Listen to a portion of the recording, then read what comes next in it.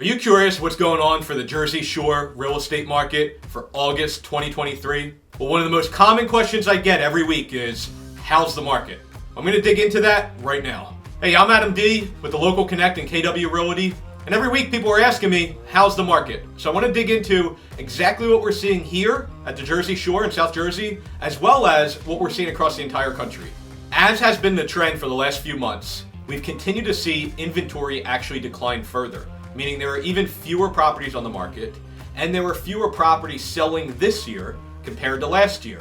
And we're far enough along in the year to know that we're probably going to end up at the end of the year with having significantly less transactions. So it remains very competitive for buyers, and it's still a fantastic time to sell if you're a seller. Interest rates have been moving around a little bit, and they keep kind of topping out around that 7% number. But again, we're not seeing any signs to say that things are going to drastically change either way. However, I remain confident in the fact that if interest rates do drop, I think prices are going to go up even further. So we're going to jump into the actual numbers, and I want to jump into a couple headlines too, so we can see what the media and the news predicted was going to happen this year and what we're actually seeing in the market. Because I think it's really important for you to be informed of what's actually happening compared to what the journalists and the media are reporting are happening. All right, so digging into the numbers and some of the headlines, I look back at the start of the year, and so there's a consumer confidence in home prices survey. And what this is showing is the number of Americans who think that home prices are going to go down within the next year. So when we ended 2022, as of December, 37% thought prices were going to go down, and even thought we were heading into a crash. Well, we're already into August, and I think it's safe to say at this point that that's not true. In fact, the opposite has happened. Prices have continued to go up, and we're seeing that in most parts of the country. We're particularly seeing that here in New Jersey. Now, when that came out, a lot of the news websites published similar articles to this, that they were predicting a massive home price decline, right? And you can see this particular article from Fortune was dated December 2022. Again, we can tell that is much different now, and I'm sure they wouldn't say the same thing. But the reason I'm bringing this up is because we have clients or buyers almost on a daily basis who thought the market was going to crash, and now they're kicking themselves because they didn't buy something and they've gotten priced out of the market, or they're no longer comfortable with today's prices. So keep in mind, the best time to buy real estate was yesterday. That's true, but today's the second best time, right? Just thinking that real estate tends to go up over time and not go down. So now, as of June, a couple months ago, that number has gone down. It's no longer 37%. 26% of Americans think that prices are going to go down over the next 12 months. I'm still not seeing anything to tell me that's actually going to happen. While it could, I think it's going to require some type of significant economic change for that to happen. And the reason why is because inventory levels stay so low. Now, the reason why a lot of people thought this was going to happen was because the increase in the interest rates going from, say, 3% to 7% over the past year was going to be significant enough that would put people into a panic and decide to sell their home and put it on the market. Well, everybody thought wrong because that simply hasn't happened. Now, last year, we thought that we were going to alleviate some of our inventory issues. So in May, where we usually see a tipping point and less properties coming onto the market, we actually saw more properties coming onto the market. And a lot of the economists predicted that that trend was going to continue. Now, this is last year again, right? But this is when people thought that the market was going to change. Because usually after May, if you can see in the previous years, the number of listings on the market starts to decline.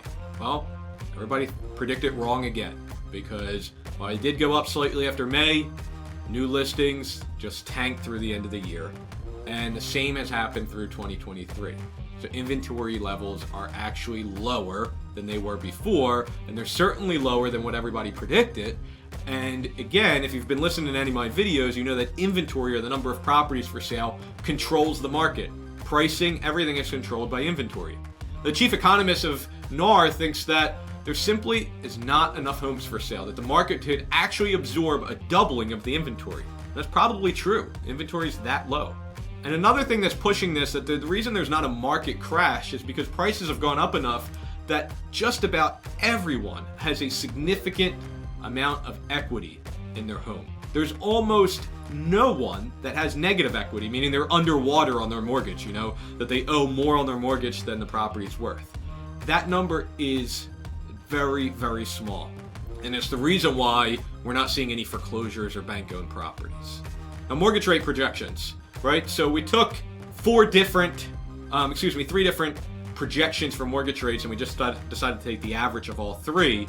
But Fannie Mae, the Mortgage Bankers Association, National Association of Realtors, it looks like the general consensus is that mortgage rates are actually going to trend down over the next year, heading into the end of 2024, Q3 2024.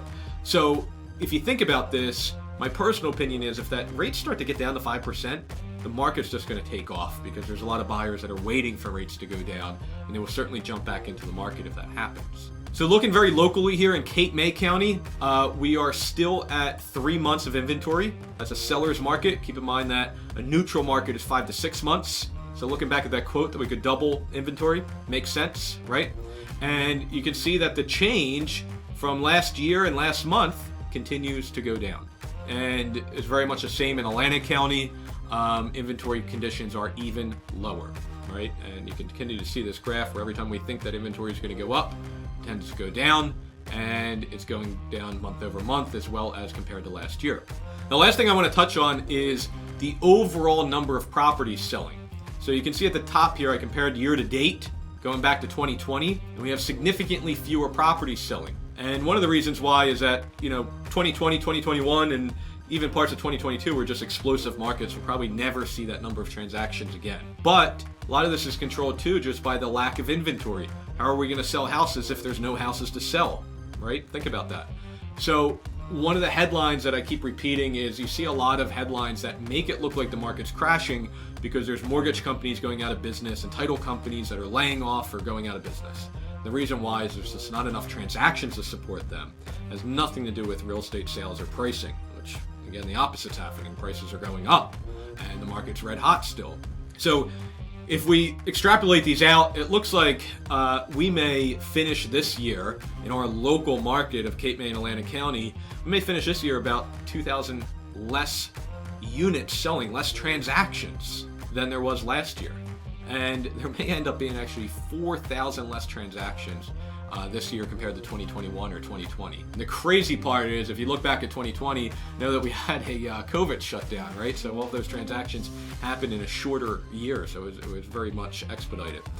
So just something to keep in mind that we have fewer transactions right now, and that's controlling a lot of the headlines as well. So there you have it. There's the numbers and what we're actually seeing here in South Jersey and the Jersey Shore.